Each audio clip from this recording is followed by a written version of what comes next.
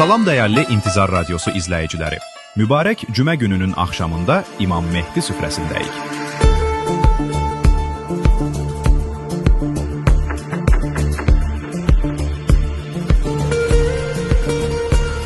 Allahümme salli ala Muhammedin ve ali Muhammed.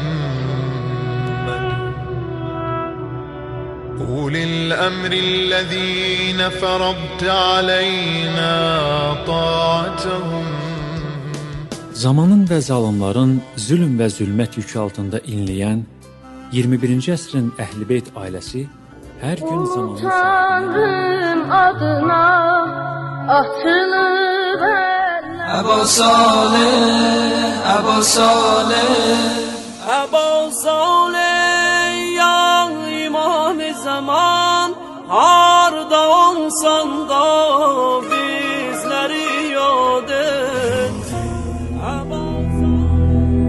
السلام عليك أيها العبد الصالح المطيع لله ولرسوله ولأمير المؤمنين.